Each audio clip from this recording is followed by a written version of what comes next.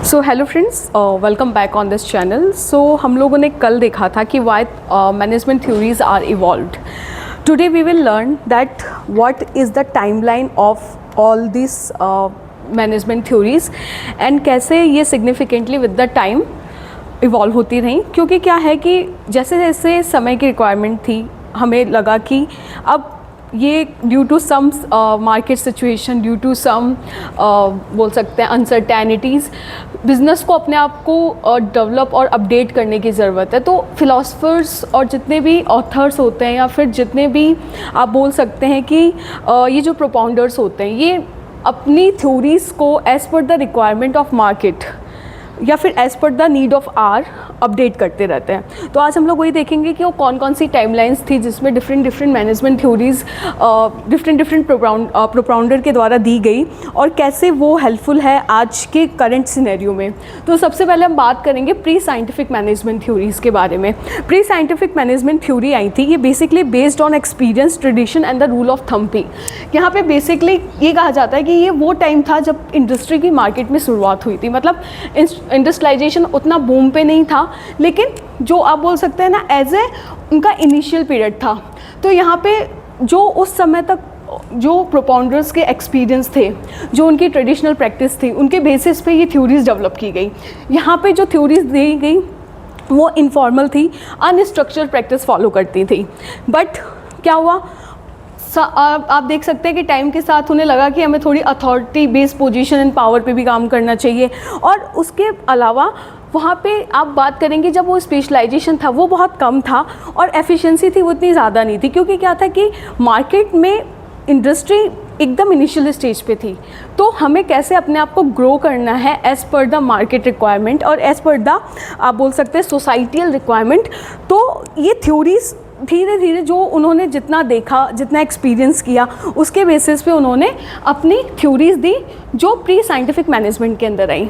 Then उसके बाद second phase आता है जहाँ पे क्लासिकल थ्योरी बताई गई। उसका जो फेज़ था 80 टू 90-30 था, जहाँ पे बहुत बोल सकते हैं 2 डिफरेंट थ्योरीज थी जिनका बहुत बड़ा सिग्निफिकेंट रोल रहा इंडस्ट्री को पूरी तरह से आप बोल सकते हैं रिवोल्यूशन में।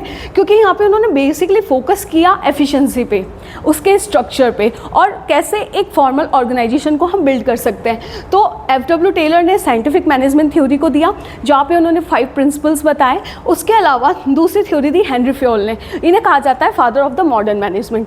इन्होंने 14 प्रिंसिपल्स दिए जिन्होंने उन्होंने बताया कि कैसे ऑर्गेनाइजेशन को एक 40 प्रिंसिपल्स के थ्रू और अपने आप को बेटर बना सकते हैं। नाउ थर्ड वन आई ब्यूरोक्रेटिक मैनेजमेंट, जहाँ पे मैक्स वेबर ने इस थ्योरी को डिफाइन किया।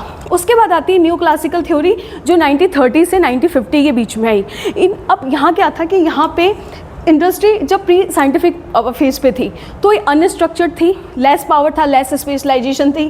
क्लासिकल स्टेज पे आके इंडस्ट्रीज़ स्ट्रक्चर्ड हो गई।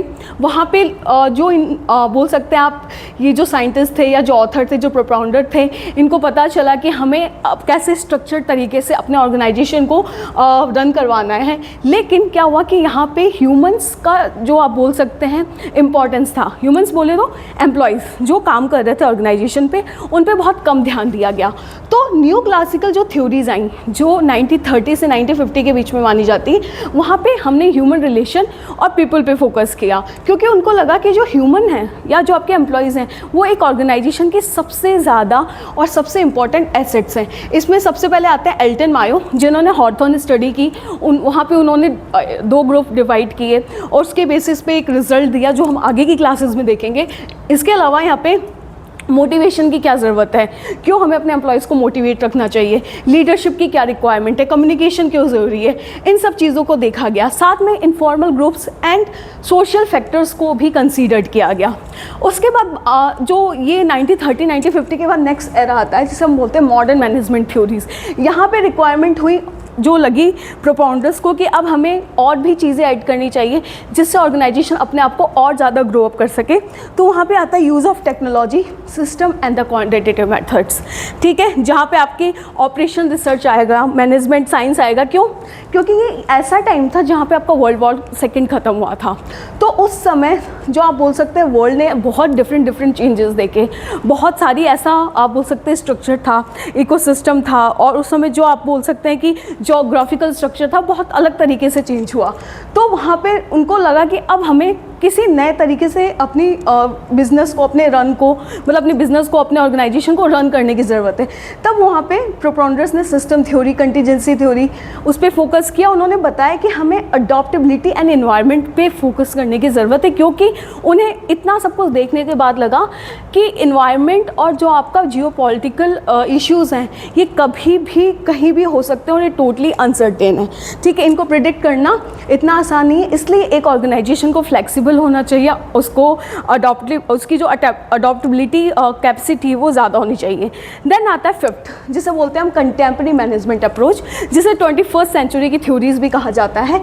यहाँ पे क्या हुआ, एलपीजी आने के बाद जिसे बोलते हैं लिबरलाइजेशन, ग्लोबलाइजेशन एंड प्राइवेटाइजेशन। 1991 में एलपीजी आने के बाद सारा बोल सकते हैं ऑल वर्ल्ड वो एक फैमिली की तरह हो गया, जिसे वसुदेव कुटुंबकम का सिद्धांत कहा जाता है। तो वहाँ पे क्या हुआ कि हमारी जो रीच थी वो सिर्फ एक कंट्री तक नहीं थी, हम हर जगह पहुँच गए थे। हम देख सकते थे कि आज मैं इंडिया में बैठ के क्या कर रहा हूँ, दूसरी कंट्रीज़ क्या कर रही हैं। तो वहाँ पे ग्लोबलाइजेशन एंड डाइवर्सिटी स्टार्ट हुई। तो लगा कि शायद अब हमें अपनी जो सेट ऑफ स्ट्रक्चर है, सेट ऑफ थ्योरीज है, उसमें और अपडेट करने की ज़रूरत है।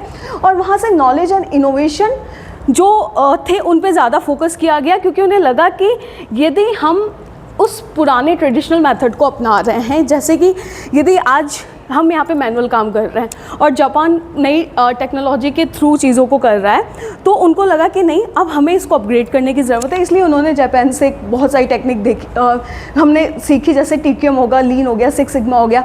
उसके अलावा digital transformation, AI and agile management and sustainability and ethics पे फोकस किया गया। From experience to science, people to system और from efficiency to effectiveness. So basically इन थ्योरीज़ को हम क्यों लेके आते हैं, तो इसका रीज़न ही क्या है कि हम एक्सपेरिमेंट करते हैं based on the scientific principle.